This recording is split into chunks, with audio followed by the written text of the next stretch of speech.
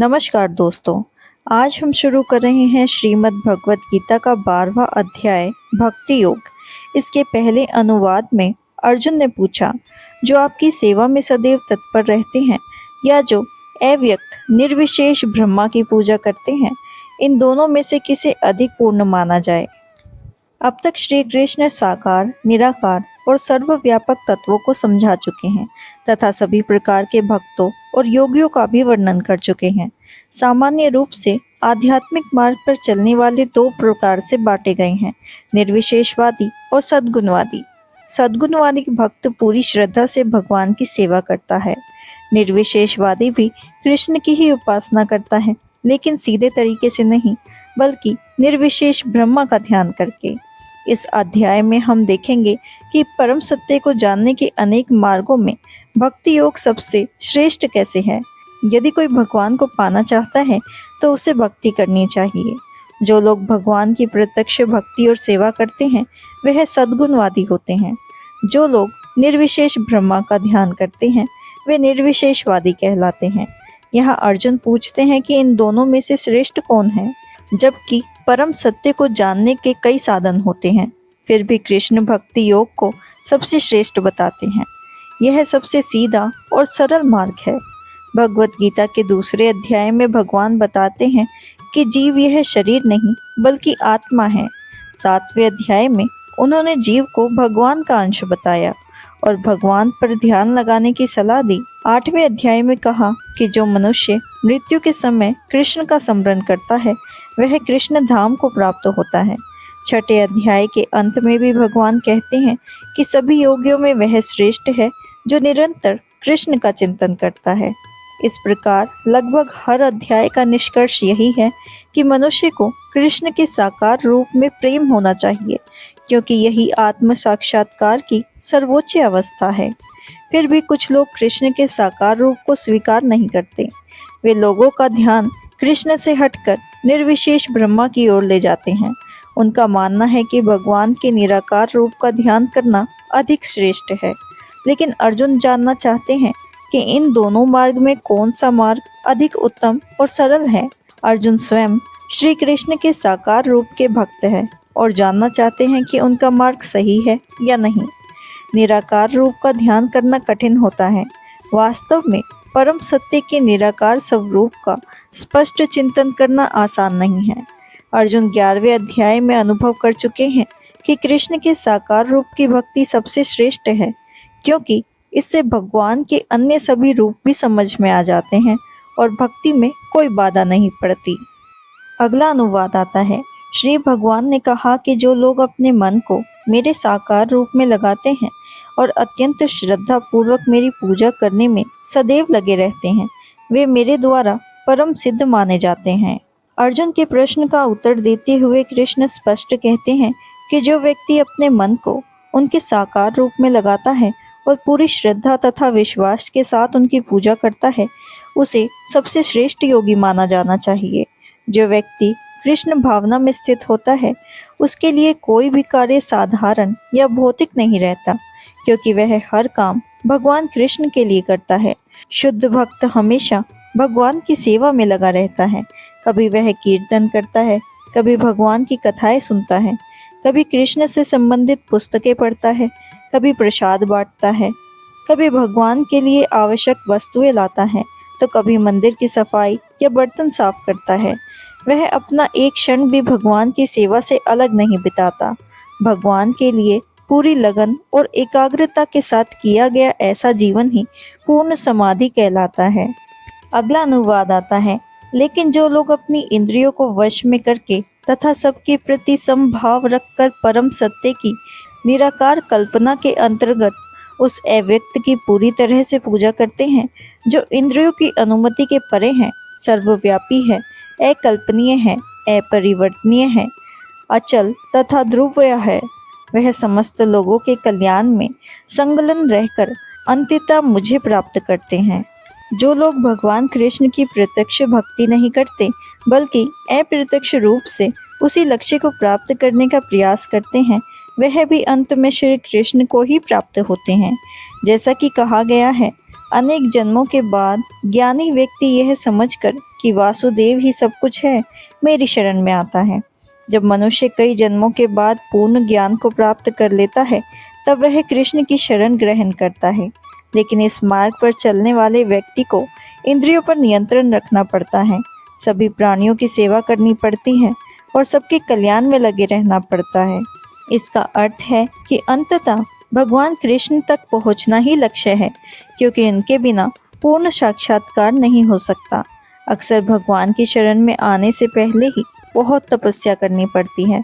अपने भीतर परमात्मा का दर्शन करने के लिए मनुष्य को इंद्रियों के विषय से ऊपर उठना पड़ता है, तभी वह समझ पाता है कि परमात्मा सभी के भीतर मौजूद है। ऐसी अनुभूति होने पर वह किसी से ईर्ष्या नहीं करता। उसे मनुष्य और पशु में कोई भेद नहीं दिखता, क्योंकि वह शरीर नहीं बल्कि आत्मा को देखता है। अगला अनुवाद आता है। जिन लोगों के मन परमेश्वर के अव्यक्त निराकार स्वरूप के प्रति आसक्त है, उनके लिए प्रगति कर पाना अत्यंत कष्टप्रद है।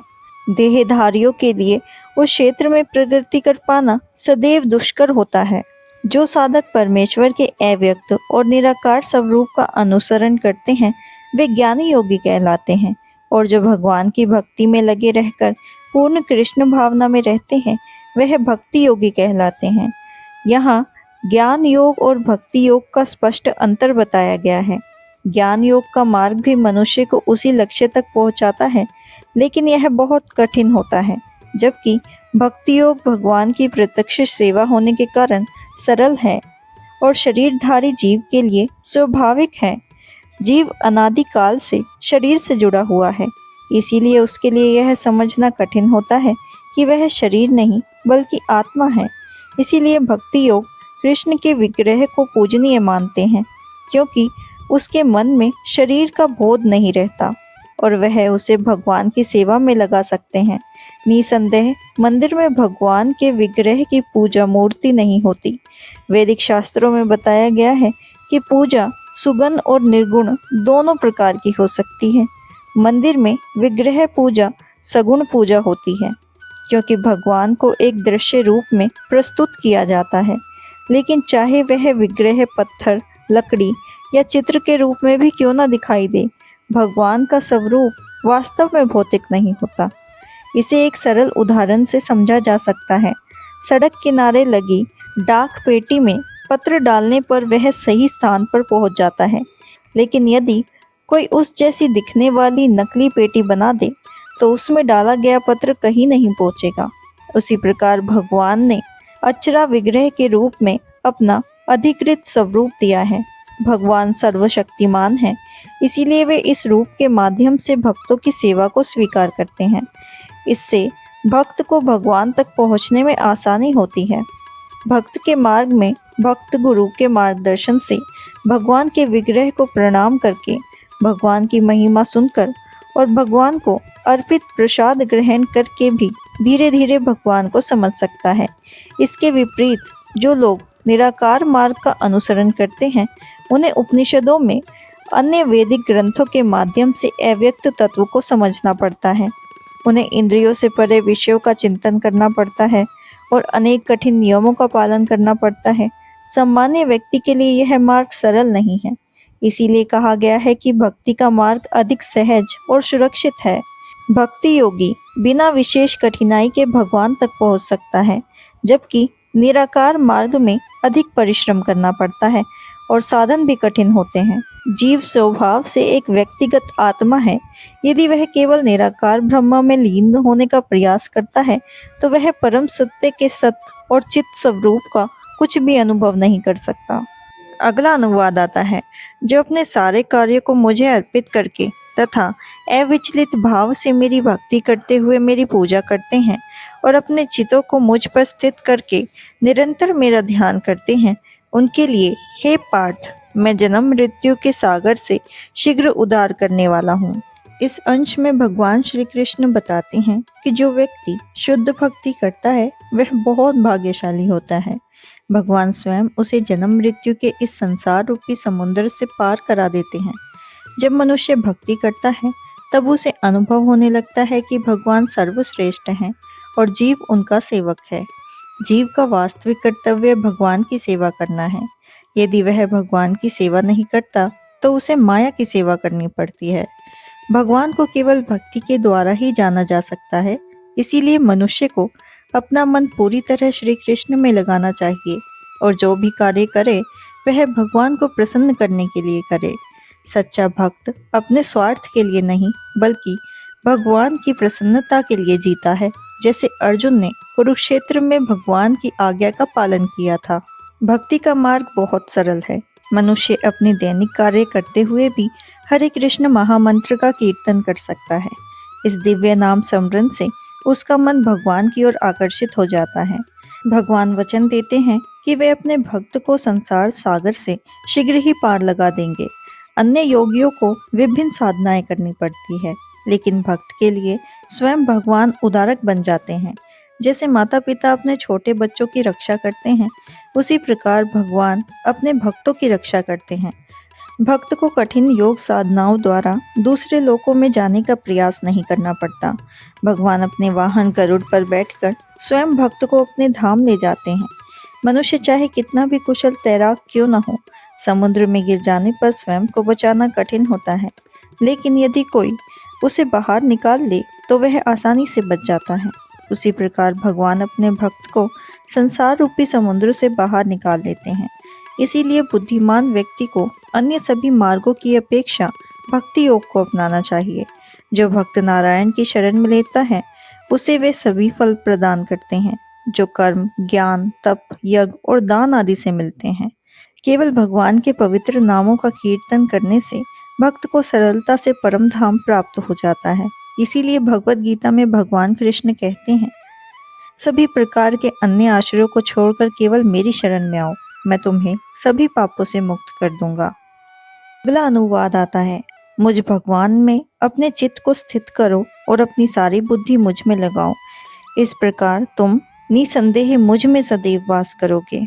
जो व्यक्ति भगवान श्री कृष्ण की भक्ति में लगा रहता है उसका भगवान से सीधा संबंध बन जाता है। इसीलिए उसकी स्थिति शुरू से ही दिव्य मानी जाती है। वह केवल भौतिक संसार में नहीं जीता बल्कि उसका मन और चेतना सदैव भगवान श्री कृष्ण में लगी रहती है। शास्त्रों के अनुसार भगवान और उनका पवित्र नाम अलग नहीं है। इसीलिए जब भक्त श्रद्धा से हरे कृष्ण महामंत्र का कीर्तन करता है तब भगवान श्री कृष्ण और उनकी आंतरिक दिव्य शक्ति उसकी जीवा पर विराजमान हो जाती है। जब भक्त प्रेम पूर्वक भगवान को भोजन अर्पित करता है तो भगवान उसे स्वीकार करते हैं। इसके बाद वह भोजन प्रसाद बन जाता है। उस प्रसाद को ग्रहण करने से भक्त का मन और जीवन शुद्ध होता है तथा वह भगवान के और निकट आ जाता है। जो व्यक्ति भक्ति के मार्ग पर नहीं चलते उनके लिए इन दिव्य बातों को समझना कठिन हो सकता है, लेकिन भगवत गीता और अन्य वैदिक ग्रंथों में बार बार बताया गया है कि भगवान का नाम, उनका स्वरूप और उनकी कृपा दिव्य है तथा भक्ति के द्वारा मनुष्य इनको अनुभव कर सकता है। अगला अनुवाद आता है, हे अर्जुन, हे धनंजय, यदि तुम अपने चित्त को अविचलित भाव से मुझ पर स्थित नहीं कर सकते तो तुम भक्ति योग के विधि विधानों का पालन करो। इस प्रकार तुम मुझे प्राप्त करने की चाह उत्पन्न करो। इसमें भक्ति योग की दो अलग अलग विधियां बताई गई हैं। पहली विधि उस व्यक्ति के लिए है जिसने दिव्य प्रेम के द्वारा भगवान कृष्ण के प्रति सच्ची आसक्ति विकसित कर ली है। दूसरी विधि उस व्यक्ति के लिए है जिसमें अभी भगवान श्री कृष्ण के प्रति आसक्ति उत्पन्न नहीं हुई।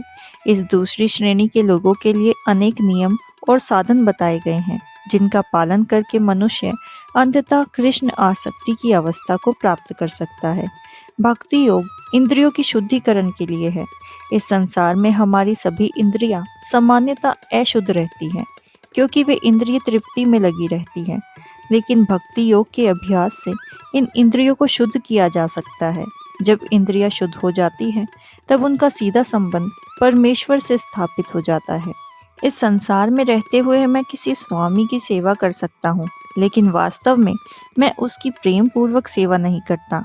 मैं केवल धन प्राप्ति के लिए कार्य करता हूँ और वह स्वामी भी मुझे अपने प्रेम से नहीं बल्कि मुझसे काम करवाने के बदले में मुझे धन देता है।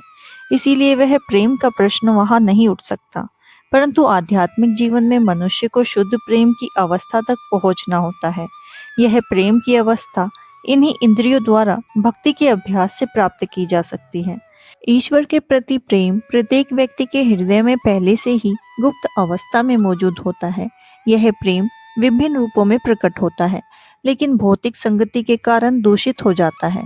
इसीलिए हृदय को भौतिक प्रभावों से शुद्ध करना आवश्यक होता है, ताकि वह स्वाभाविक कृष्ण प्रेम दोबारा से जागृत हो सके। यही भक्ति योग की संपूर्ण प्रक्रिया है। भक्ति योग के नियमों का पालन करने के लिए मनुष्य को किसी योग गुरु के मार्गदर्शन की जरूरत होती है। उन्हें कुछ नियमों का पालन करना चाहिए, जैसे ब्रह्म मुहूर्त में जागना, स्नान करना, मंदिर जाना, प्रार्थना करना, हरे कृष्ण महामंत्र का कीर्तन करना, भोग बनाते हुए भोजन तैयार करना, भगवान को भोग अर्पित करना और प्रसाद ग्रहण करना आदि। ऐसे अनेक नियम और विधियां हैं जिनका पालन करना आवश्यक है। साथ ही मनुष्य को शुद्ध भक्तों से नियमित रूप से भगवत गीता तथा श्रीमद् भागवतम का श्रवण करना चाहिए। इस अभ्यास से कोई भी व्यक्ति ईश्वर प्रेम की अवस्था तक पहुंच सकता है और तब उसके लिए भगवान के धाम की प्राप्ति निश्चित हो जाती है। अगला अनुवाद आता है। यदि तुम भक्ति योग के विधि विधानों का भी अभ्यास नहीं कर सकते तो मेरे लिए कर्म करने का प्रयत्न करो, क्योंकि मेरे लिए कर्म करने से तुम पूर्ण अवस्था को प्राप्त होगे। यदि कोई व्यक्ति गुरु के निर्देश अनुसार भक्ति योग के सभी नियम और विधियों को पूरी तरह से पालन नहीं कर पाता, तब भी वह भगवान के लिए कार्य करके आध्यात्मिक उन्नति प्राप्त कर सकता है। मनुष्य के भीतर कृष्ण भावना के प्रचार के प्रति सहानुभूति और सहयोग की भावना होनी चाहिए। बहुत से भक्त इस कार्य में लगे हुए हैं और उन्हें सहायता की आवश्यकता होती है। इसीलिए यदि कोई व्यक्ति स्वयं भक्ति योग का प्रत्यक्ष अभ्यास न कर सके तो भी उसे ऐसे कार्यों में सहयोग देने का प्रयास करना चाहिए। किसी भी कार्य को सफल बनाने के लिए भूमि, धन, संगठन, श्रम की आवश्यकता होती है। जैसे किसी व्यापार को चलाने के लिए स्थान, पूंजी, मेहनत और व्यवस्था चाहिए, उसी प्रकार भगवान की सेवा और धर्म प्रचार के लिए भी इन सब की आवश्यकता होती है। अंतर केवल इतना है कि सामान्य भौतिक कार्य मनुष्य अपनी इंद्रियों की तृप्ति के लिए करता है, जबकि वही कार्य यदि भगवान श्री कृष्ण की प्रसन्नता के लिए किया जाए तो वह आध्यात्मिक और दिव्य बन जाता है। यदि किसी व्यक्ति के पास पर्याप्त धन है तो वह भगवान की सेवा और धर्म प्रचार के लिए मंदिर, आश्रम या कार्यालय बनवाने में सहायता कर सकता है। वह धार्मिक पुस्तकों और आध्यात्मिक साहित्य के प्रकाशन में भी सहायता दे सकता है। सेवा के लिए अनेक क्षेत्र हैं, इसीलिए मनुष्य को अपनी रुचि और क्षमता के अनुसार उनमें भाग लेना चाहिए। यदि कोई अपने कर्मों के पूरे फल का त्याग नहीं कर सकता तो कम से कम उसका कुछ भाग भगवान की सेवा और धर्म प्रचार में लगा सकता है। इस प्रकार स्वेच्छा से भगवान के कार्य में सहयोग करने से मनुष्य धीरे धीरे भगवान के प्रति प्रेम विकसित कर सकता है और अंततः भक्ति की उच्च अवस्था तथा जीवन की पूर्णता को प्राप्त कर लेता है। भगवान श्री कृष्ण कहते हैं कि यदि तुम मेरे लिए सीधे सीधे भक्ति भाव से कार्य करने में असमर्थ हो तो कम से कम अपने कर्मों के फलों का त्याग करने का प्रयास करो और आत्म संयम का अभ्यास करो। कभी कभी कोई व्यक्ति पारिवारिक, सामाजिक, धार्मिक या अन्य कारणों से कृष्ण भावना के कार्यों में प्रत्यक्ष रूप से भाग नहीं ले पाता। यदि वह इन कार्यों से जुड़ना चाहे तो परिवार या समाज की ओर से विरोध और अन्य कठिनाइयों का भी सामना आ सकता है। ऐसी स्थिति में उसे सलाह दी जाती है कि वह अपने कर्मों से प्राप्त धन, फल का उपयोग किसी शुभ कार्य में करे। वैदिक शास्त्रों के अनुसार यज्ञ, दान और पुण्य कर्मों का वर्णन मिलता है, जिनमें मनुष्य अपने परिश्रम से प्राप्त धन का सदुपयोग कर सकता है। ऐसा करने से वह धीरे धीरे आध्यात्मिक ज्ञान की ओर बढ़ता है। यह भी देखा जाता है कि यदि किसी व्यक्ति की कृष्ण भावना में विशेष रुचि ना हो, फिर भी वह अस्पताल, सामाजिक संस्थान या जन कल्याण के कार्यों में दान देता है, तो भी वह अपनी मेहनत की कमाई का त्याग कर रहा होता है। यह त्याग उसके मन को शुद्ध बनाने में सहायता करता है। जब मन शुद्ध होने लगता है तब वह व्यक्ति आध्यात्मिक विषयों को समझने योग्य बनता है और धीरे धीरे कृष्ण भावना को भी समझ सकता है। यद्यपि कृष्ण भावना स्वयं मन को शुद्ध करने वाला है, फिर भी यदि कोई व्यक्ति उसे तुरंत स्वीकार नहीं कर पाता तो कर्म फलों का त्याग उसके लिए एक अच्छा प्रारंभिक मार्ग बन सकता है। इसीलिए समाज सेवा, जन सेवा, राष्ट्र सेवा, परोपकार और दूसरों के कल्याण के लिए किए गए त्यागपूर्वक कार्य भी उपयोगी है। ऐसे कार्यों के द्वारा मनुष्य का हृदय शुद्ध होता है। भगवत गीता में कहा गया है कि यदि कोई व्यक्ति परम सत्य की प्राप्ति के लिए समर्पित भाव से कार्य करता है, तो भले ही वह प्रारंभ में उस परम कारण को न जान सकता हो, फिर भी वह धीरे धीरे समझ जाता है कि समस्त सृष्टि के मूल कारण भगवान श्री कृष्ण ही है। अगला अनुवाद आता है, यदि तुम यह अभ्यास नहीं कर सकते तो ज्ञान के अनुशीलन में लग जाओ, लेकिन ज्ञान से श्रेष्ठ ध्यान है और ध्यान से भी श्रेष्ठ है कर्मों के फलों का परित्याग, क्योंकि ऐसे त्याग से मनुष्य के मन को शांति प्राप्त हो सकती है। जैसा कि पहले बताया गया है, भक्ति दो प्रकार की होती है, एक नियम और विधियों का पालन करके की जाने वाली भक्ति और दूसरी भगवान के प्रति प्रेम तथा गहरी आसक्ति से की जाने वाली भक्ति। जो लोग कृष्ण भावना के नियमों का पालन नहीं कर पाते, उनके लिए ज्ञान का अभ्यास करना श्रेष्ठ माना गया है। ज्ञान के द्वारा मनुष्य अपनी वास्तविक स्थिति को समझने लगता है। यह ज्ञान धीरे धीरे उसे ध्यान की अवस्था तक पहुंचा देता है और ध्यान के माध्यम से वह परमेश्वर को समझने का प्रयास करता है। कुछ लोग ध्यान के द्वारा स्वयं को ब्रह्म स्वरूपी मानने का प्रयास करते हैं। यदि कोई भक्ति करने में असमर्थ है, तो ऐसा ध्यान भी उसके लिए लाभदायक हो सकता है, और यदि कोई ध्यान भी नहीं कर सके, तो वैदिक शास्त्रों में इसके लिए उसके वर्ण और जीवन की स्थिति के अनुसार कुछ कर्तव्यों का पालन करने का निर्देश दिया गया है। लेकिन हर स्थिति में मनुष्य को अपने कर्मों के फल का त्याग करना चाहिए, अर्थात अपने कर्मों से प्राप्त लाभ को किसी अच्छे और पुण्य कार्य में लगाना चाहिए। कृष्ण भावना में भक्ति प्रत्यक्ष मार्ग है। इस मार्ग में व्यक्ति सीधे भगवान की भक्ति और शरणागति का अभ्यास करता है। दूसरे मार्ग में पहले कर्म फलों का त्याग किया जाता है, फिर ज्ञान प्राप्त होता है, इसके बाद ध्यान की अवस्था आती है, फिर परमात्मा का बोध होता है और अंत में भगवान की प्राप्ति होती है। यह एक कार्मिक प्रक्रिया है। मनुष्य चाहे तो इस कार्मिक प्रक्रिया के माध्यम से धीरे धीरे आगे बढ़ सकता है और फिर सीधे भक्ति का मार्ग अपना सकता है।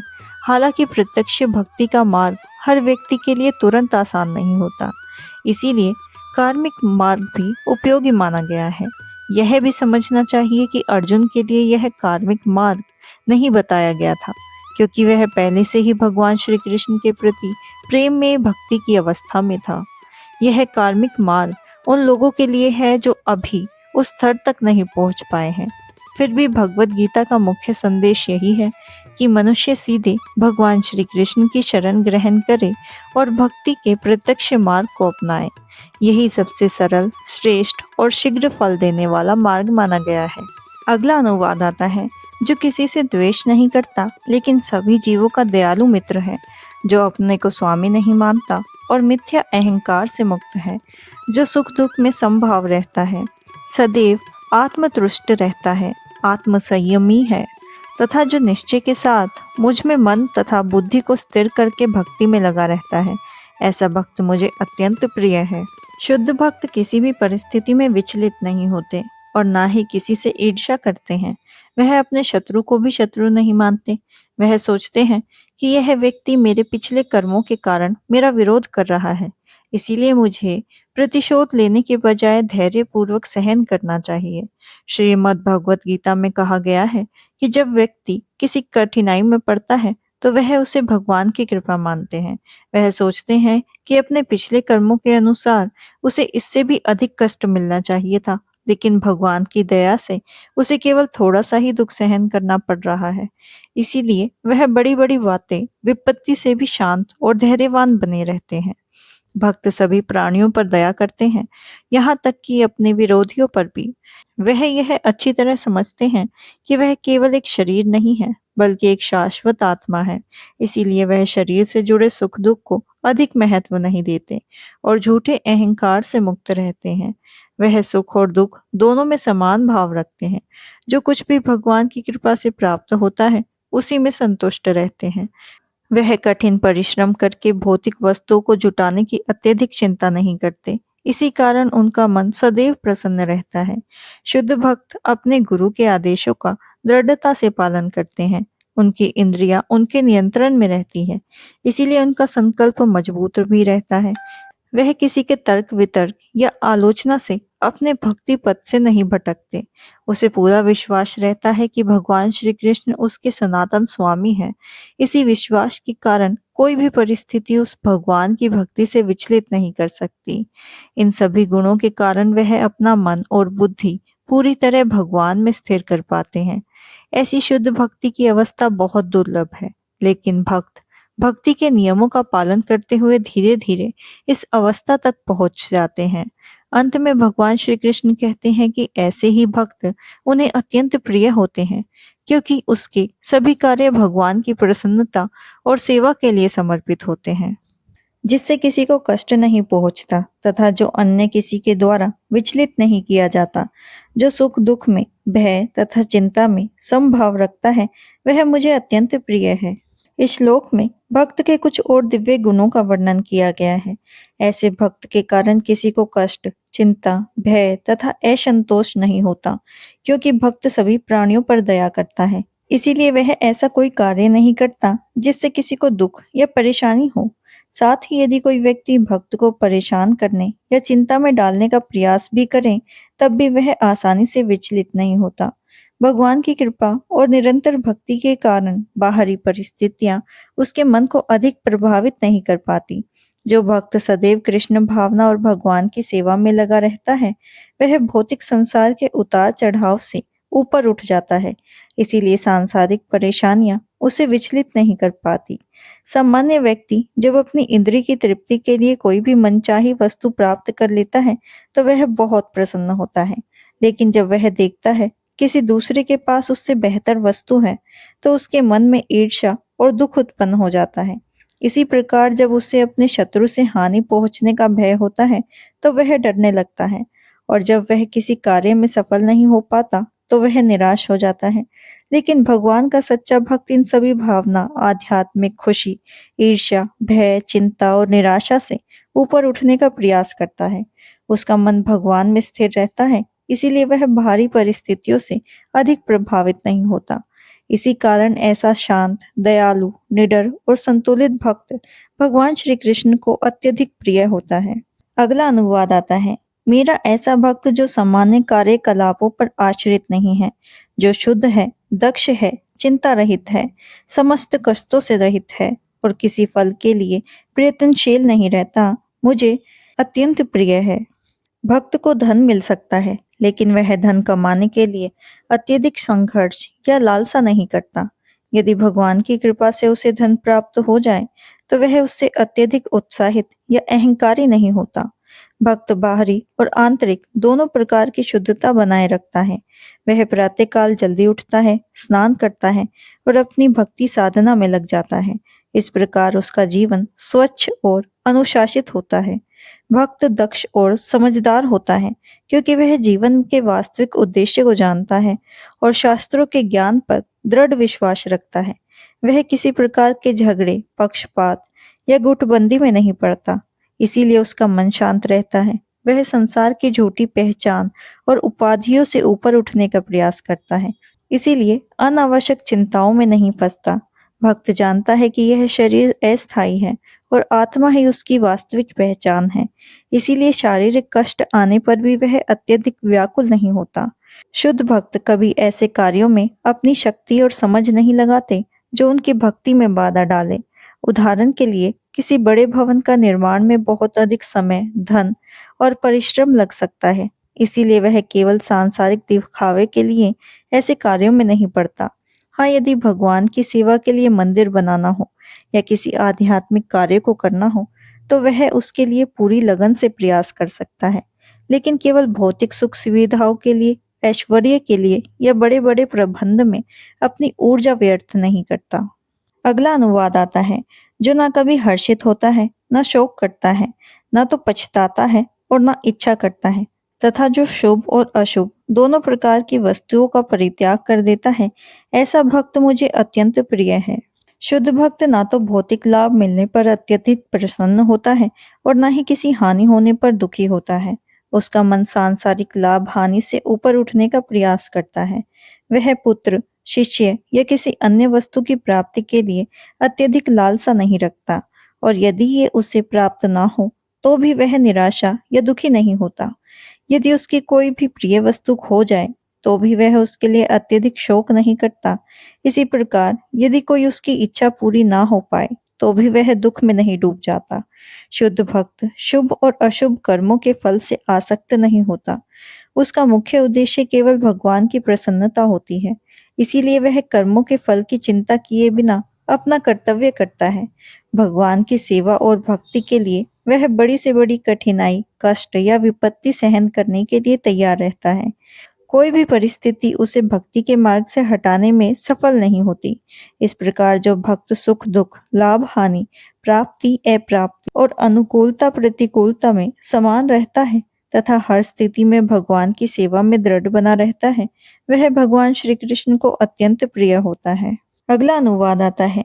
जो मित्रों तथा शत्रुओं के लिए समान है, जो मान तथा अपमान, शीत तथा गर्मी, सुख तथा दुख, यश तथा अपयश में समान भाव रखता है, जो दूषित संगति से सदैव मुक्त रहता है, जो सदैव मौन और किसी भी वस्तु में संतुष्ट रहता है, जो किसी प्रकार के घर बार की परवाह नहीं करता, जो ज्ञान में दृढ़ है और जो भक्ति में संलग्न है, ऐसे पुरुष मुझे अत्यंत प्रिय है। भक्त हमेशा बुरी संगति से दूर रहता है। संसार में लोगों की कभी प्रसन्नता होती है, कभी निंदा, लेकिन सच्चा भक्त मान अपमान, सुख दुख, यश अपयश से ऊपर रहने का प्रयास करता है। वह बहुत धैर्यवान होता है। उसकी वाणी व्यर्थ की बातों में नहीं लगती। वह भगवान की कथा, भक्ति और आध्यात्मिक विषयों की चर्चा करना पसंद करता है। इसीलिए उसे मौनी कहा जाता है। यहाँ मौनी का अर्थ यह नहीं है कि वह बिल्कुल बोलता ही नहीं, बल्कि इसका अर्थ यह है कि वह अनावश्यक और निरर्थक बातें नहीं करता। जब बोलने की आवश्यकता होती है तभी वह बोलता है, और विशेष रूप से भगवान के विषय में बोलना उसे पसंद होता है। भक्त हर परिस्थिति में संतुष्ट रहने का प्रयास करता है। कभी उसे अच्छा और स्वादिष्ट भोजन मिलता है तो कभी साधारण भोजन, लेकिन वह दोनों परिस्थितियों में संतुष्ट रहता है। उसे रहने की सुविधा की भी अधिक चिंता नहीं होती। वह चाहे किसी साधारण स्थान पर रहे या किसी बड़े और सुंदर भवन में, वह किसी भी स्थान के प्रति आसक्त नहीं होता। उसे स्थिर कहा जाता है क्योंकि उसका ज्ञान, विश्वास और दृढ़ संकल्प होता है। परिस्थिति बदल जाए फिर भी उसका मन भगवान की भक्ति में ही लगा रहता है। इन श्लोकों में भक्त के कुछ गुणों का फिर से उल्लेख किया गया है। इसका उद्देश्य यह बताना है कि एक सच्चा भक्त में सभी गुण होने चाहिए। शास्त्रों में कहा गया है कि जो व्यक्ति भगवान की भक्ति नहीं करता, उसमें स्थायी और पूर्ण सद्गुण नहीं हो सकते। इसीलिए जो व्यक्ति सच्चा भक्त बनना चाहता है, उसे अच्छे गुणों का विकास करना चाहिए। हालांकि भक्त के इन गुणों को विकसित करने के लिए अलग से विशेष प्रयास नहीं करना पड़ता। जब वह कृष्ण भावना और भक्ति में निरंतर लगा रहता है, तो भी ये सब सद्गुण उसके भीतर स्वाभाविक रूप से विकसित होने लगते हैं। अगला अनुवाद आता है। जो इस भक्ति के अमर पथ का अनुसरण करते हैं और जो मुझे ही अपना चरम लक्ष्य बनाकर श्रद्धा सहित पूर्ण रूप से संलग्न रहते हैं, वे भक्त मुझे अत्यंत प्रिय हैं। इस अध्याय के दूसरे श्लोक से लेकर अंतिम श्लोक तक भगवान श्री कृष्ण ने अपनी प्राप्ति के लिए दिव्य भक्ति मार्ग का विस्तार से वर्णन किया है। यह भक्ति मार्ग भगवान को अत्यंत प्रिय है, और जो भी लोग इसका पालन करते हैं, भगवान उनकी भक्ति को स्वीकार करते हैं। अर्जुन ने भगवान से पूछा था कि निराकार ब्रह्मा की उपासना करने वाले श्रेष्ठ हैं या साकार भगवान की भक्ति करने वाले। इसके उत्तर में भगवान ने स्पष्ट रूप से बताया कि आत्म साक्षात्कार के सभी मार्गों में भगवान की भक्ति ही सबसे श्रेष्ठ मानी गई है। इस अध्याय का मुख्य निष्कर्ष यह है कि अच्छी संगति से मनुष्य की भक्ति के प्रति रुचि उत्पन्न होती है। फिर वह किसी योग गुरु का आश्रय लेता है और श्रद्धा, प्रेम तथा विश्वास के साथ भगवान की कथाएं सुनता है, उनका कीर्तन करता है तथा भक्ति के नियमों का पालन करने लगता है। इस प्रकार वह धीरे धीरे भगवान की दिव्य सेवा में पूर्ण रूप में लग जाता है। इस अध्याय में इसी भक्ति मार्ग की विशेष रूप से प्रशंसा की गई है। इसीलिए इसमें कोई संदेह नहीं रहता कि भगवान की प्राप्ति और आत्म साक्षात्कार का सर्वोच्च मार्ग भक्ति ही है। निराकार ब्रह्मा की उपासना को जो भी स्वीकार किया गया है, लेकिन मुख्य रूप से उन लोगों के लिए जो अभी तक शुद्ध भक्तों की संगति प्राप्त नहीं कर सके हैं और जिन्होंने स्वयं को पूर्ण रूप से भगवान की भक्ति में समर्पित नहीं किया है। निराकार साधना में मनुष्य निष्काम काम करता है, आत्मा और पदार्थ का ज्ञान प्राप्त करता है तथा ध्यान का अभ्यास करता है। ये सभी साधना तब उपयोगी होती है जब उसकी शुद्ध भक्ति की संगति और प्रत्यक्ष भक्ति का अवसर नहीं मिलता। यदि किसी को सौभाग्य से सीधे कृष्ण भावना और शुद्ध भक्ति का मार्ग मिल जाए, तो उसे आत्म साक्षात्कार के इन अनेक चरणों से होकर नहीं गुजरना पड़ता। भगवत गीता के माध्यम से 6 अध्याय में जिस भक्ति योग का वर्णन किया गया है, वह अत्यंत सरल, मधुर और हृदय को स्पर्श करने वाला है। जो व्यक्ति भगवान की भक्ति में लग जाता है, उसके जीवन की आवश्यक वस्तु के लिए अत्यधिक चिंता करने की आवश्यकता नहीं पड़ती, क्योंकि भगवान की कृपा से उसकी आवश्यकताओं की व्यवस्था अपने आप ही हो जाती है। भगवान श्री कृष्ण इस अध्याय में हमें भक्ति का सबसे सरल और श्रेष्ठ मार्ग बताते हैं। भगवान को न तो धन चाहिए, न वैभव और न ही बड़ी बड़ी योग्यताएं। उन्हें केवल अपने भक्तों का सच्चा प्रेम चाहिए। जो व्यक्ति श्रद्धा, विश्वास और समर्पण के साथ भगवान का स्मरण करता है, भगवान स्वयं उसका हाथ थाम लेते हैं। संसार में कितनी भी कठिनाइयां क्यों ना आ जाए, जो भगवान की शरण लेता है वह कभी अकेला नहीं रहता। हमें भी अपने जीवन में थोड़ा समय भगवान का नाम स्मरण, भजन, कीर्तन और सत्संग के लिए अवश्य निकालना चाहिए, क्योंकि यही भक्ति हमारे मन को शांति देती है, जीवन को सही दिशा देती है और अंततः हमें भगवान के चरणों तक पहुंचाती है। भगवान श्री कृष्ण कहते हैं कि उनका भक्त उन्हें अत्यंत प्रिय होता है। इसीलिए हमें ऐसे जीवन जीने का प्रयास करना चाहिए जिसमें दया, निम्रता, संतोष, क्षमा और भगवान के प्रति अटूट विश्वास हो। भगवान श्री कृष्ण ने इस अध्याय में स्पष्ट कर दिया है कि उनकी प्राप्ति का सबसे सरल, सीधा और श्रेष्ठ मार्ग भक्ति है। ज्ञान, ध्यान और अन्य साधन भी मनुष्य को आगे बढ़ाते हैं, लेकिन भगवान की प्रेममयी भक्ति सीधे उनके चरणों तक पहुंचा देती है। जब मनुष्य सत्संग करता है, गुरु का आश्रय लेता है, भगवान की कथा सुनता है, उनके नाम का कीर्तन करता है और श्रद्धा से उनकी सेवा करता है, तब उसके हृदय में भगवान के प्रति प्रेम जागृत होने लगता है। यही प्रेम भक्ति की वास्तविक पहचान है। भगवान को ऐसे भक्त अत्यंत प्रिय हैं जो किसी से द्वेष नहीं करते, सब पर दया करते हैं, सुख दुख में समभाव रखते हैं, मान अपमान से विचलित नहीं होते और हर परिस्थिति में भगवान पर विश्वास बनाए रखते हैं। इसीलिए हमें भी अपने जीवन में इन दिव्य गुणों को अपनाने का प्रयास करना चाहिए। भक्ति केवल पूजा पाठ का नाम नहीं है, बल्कि अपने विचार, व्यवहार और जीवन को भगवान के अनुसार ढालने का नाम है। जो भक्त श्रद्धा और विश्वास के साथ इस धर्म रूपी अमृत का पालन करता है, भगवान स्वयं उन्हें अपना प्रिय बनाते हैं। इससे बड़ा सौभाग्य किसी जीव के लिए और क्या हो सकता है। भगवान ने धनवान, विद्वान तथा शक्तिशाली व्यक्ति को अपना प्रिय नहीं कहा। उन्होंने उस भक्त को अपना प्रिय बताया है जो दयालु है, अहंकार से रहित है, सबके प्रति प्रेम रखता है, सुख दुख में समान रहता है और हर परिस्थिति में भगवान पर भरोसा करता है।